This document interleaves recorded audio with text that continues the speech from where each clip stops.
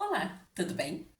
Pois é, hoje eu fui convidada para visitar um jardim, que era o Jardim da Sovela. E eu gostaria de te convidar também.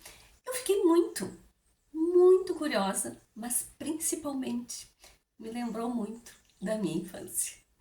O meu pai, ele era marceneiro. Ele fazia móveis de lei e era um marceneiro exemplar, excelente, fazia tudo com muito cuidado, muito esmero. Ele era uma pessoa muito comprometida e amava muito o que fazia. E a marcenaria do meu pai era atrás da nossa casa. Então, né, nós adorávamos ir para lá brincar na marcenaria. Nós gostávamos de brincar na Maravalha, nós pregava, né, batia na mão com prego, com martelo, se machucava, chorava. E lá tinha vários instrumentos também. E tinha a sovela. A sovela, ela é um instrumento que ele é pontiagudo. E ele serve tanto para parte de marcenaria quanto para de curtume mais artesanal. Para que ele serve? Ele serve para marcar ou para furar. E aí, agora vamos conversar sobre o jardim da sovela. Na palavra do Senhor, lá em Êxodo 21, 5 a 6, e também lá em Deuteronômio 15, de 16 a 17, fala de um servo especial, que é o servo de Sovela. O que acontecia? Quando alguém ficava com uma dívida naquele tempo, e ele podia, se ele não tivesse dinheiro, ele podia se oferecer, né, como servo daquela pessoa para pagar aquela dívida. Mas se aquela pessoa fosse um hebreu, então o hebreu, quando ele tomava como servo um outro hebreu, ele tinha esta lei de que o servo hebreu, ele trabalharia por 6 anos e no sétimo ano ele estaria livre, não teria mais dívida e sairia de graça. Terminou a dívida. Mas quando esse escravo expressamente dizia para o seu senhor: eu não quero ser liberto, eu quero continuar a servir o meu mestre, a servir o meu Senhor, porque eu o amo. Eu amo a minha família, eu amo a minha esposa, eu amo meus filhos e eu quero te servir perpetuamente. Eu quero te servir para sempre. Então, este Senhor, quando via essa declaração, ele levava este servo aos juízes. E depois ele ia até o umbral da porta e o marcava com uma sovela. E aí este servo passava a ser um servo de amor, um servo que voluntariamente escolheu servir aquele senhor. Agora vamos pensar. Digamos que eu seja uma hebreia e tô com uma dívida. Aí eu chego lá para a pessoa que eu tô em minha dívida e digo: olha, vou te trabalhar aí 6 anos para pagar essa dívida e depois eu quero a minha liberdade. Então eu já tô criando em mim aquele sentimento. Eu vou trabalhar 6 anos como serva, mas depois eu vou ser livre. Livre. Vou fazer o que eu quiser, vou ter autonomia, vou, né? Mas só que com o tempo eu vou vendo o quanto este Senhor, ele é bondoso. O quanto ele me agraciou com uma família. E aí chega o 7º ano e eu decido. Eu decido que voluntariamente, sem pressão, sem constrangimento, não, voluntariamente, eu digo, eu quero servir para esse Senhor o resto da minha vida. E é exatamente isso que acontecia naquela época. O servo de Sovela, ele expressamente dizia: eu quero servir a este Senhor que me agraciou por toda a minha vida. Esse servo de Sovela, então ele abria a mão, a partir daquele momento, dos seus sonhos, do seu poder de decisão, da sua liberdade, dos seus projetos. E ele dizia que por amor ele serviria com lealdade, com compromisso aquele Senhor. Ele entendia que aquele Senhor iria protegê-lo, iria prover tudo que ele necessitava e teria condições de tomar as decisões de uma forma que o beneficiaria, que seria cuidadoso com ele, zeloso com ele e com a família dele. Depois que o servo dizia expressamente que gostaria de servir em amor aquele Senhor para o resto da sua vida, o seu senhor levava esse servo até os juízes. Para quê?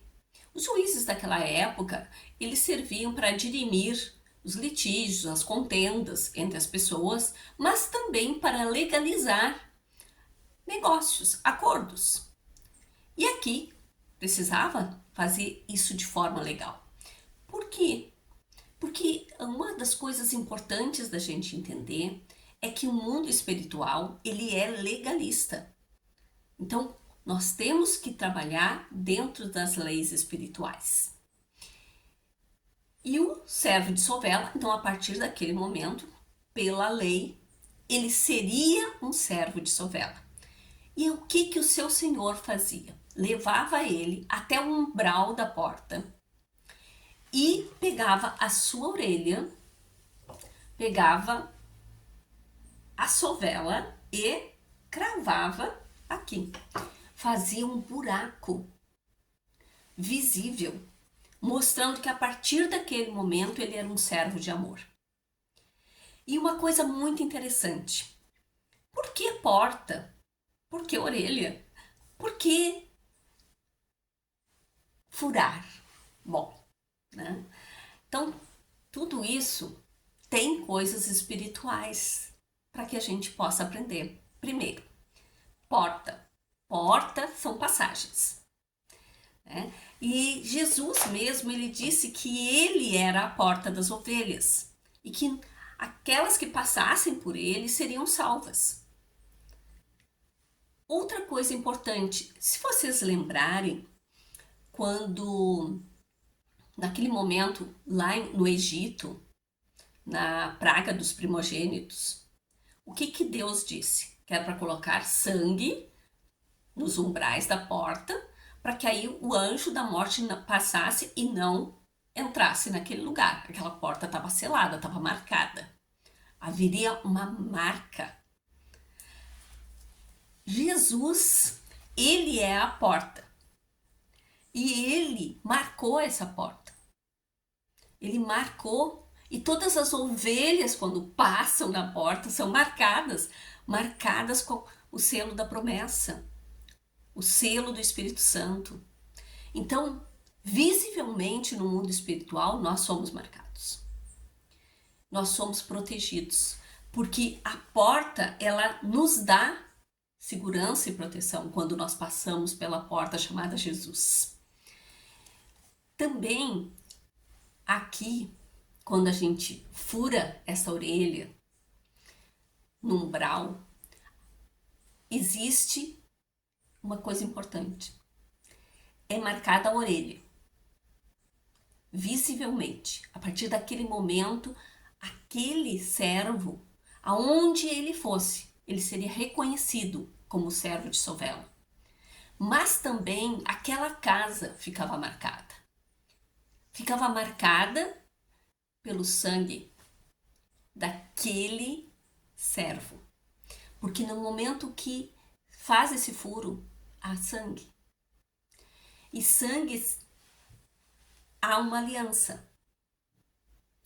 E sangue é a aliança forte. Então, Jesus também fez isso conosco. Ele fez uma nova aliança, a nova aliança, através do seu sangue. Então, todas essas coisas, elas se conectam nas leis espirituais.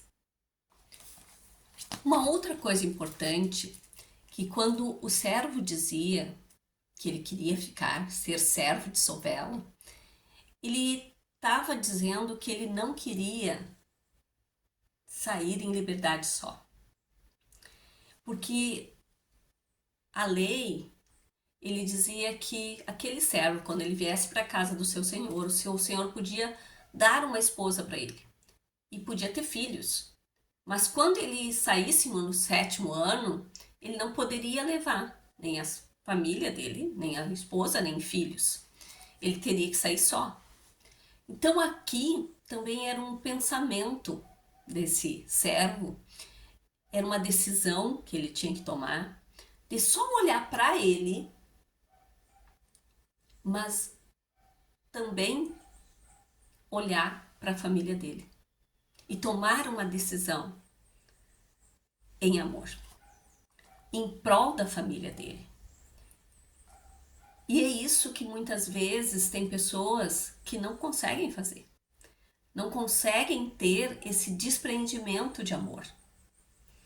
De realmente não só pensar em si, nos seus planos, nos seus desejos, nas suas vontades, na sua autonomia, mas sim pagar um preço em amor pela sua família.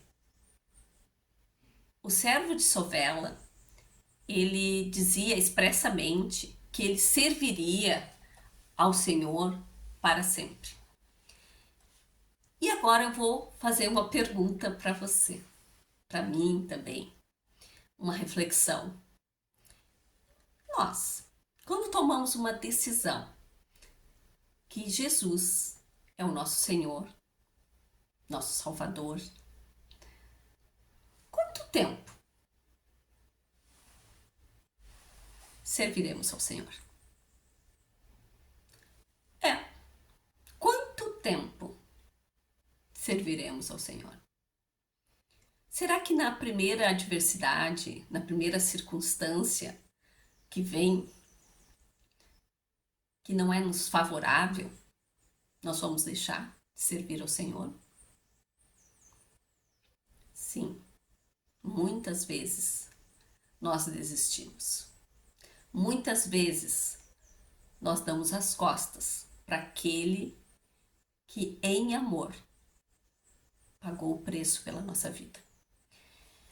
E esse servo, ele toma esta decisão de uma forma consciente, que a partir daquele momento ele serviria ao Senhor, ao seu Senhor, de todo o coração, com toda a lealdade, com todo o compromisso, com intimidade.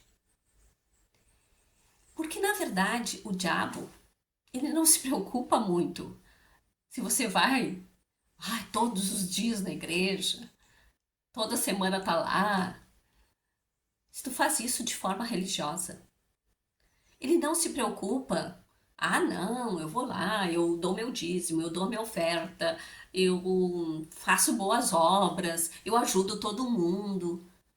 Se isso for feito só para aparência, ele não tá nem aí, porque tu é apenas um religioso.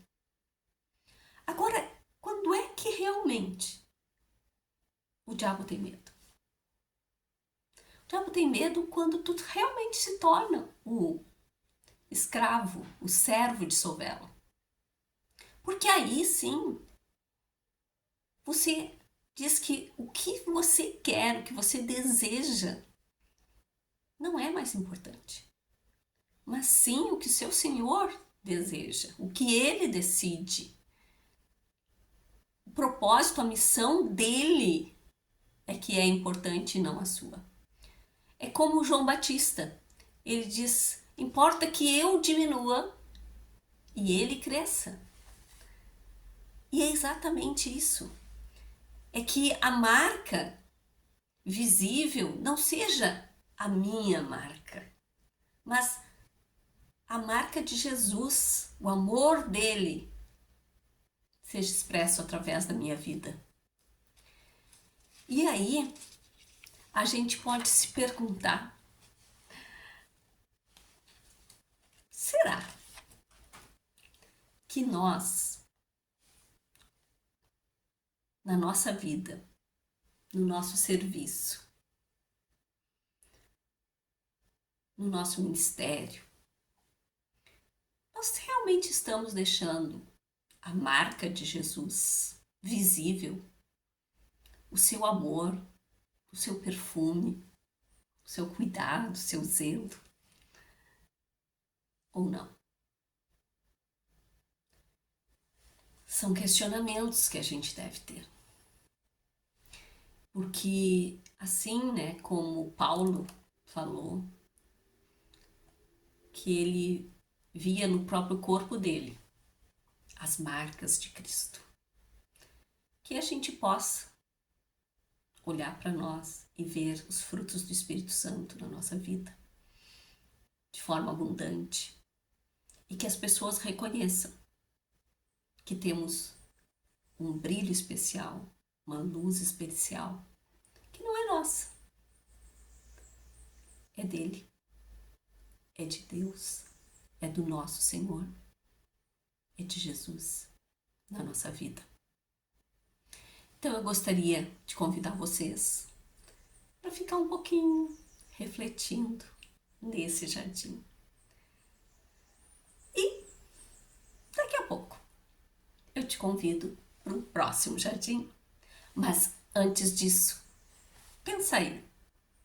Tem alguém que você gostaria de compartilhar essa mensagem? Faça isso. Compartilhe dessa reflexão. Um beijão e até o próximo jardim. Um beijão.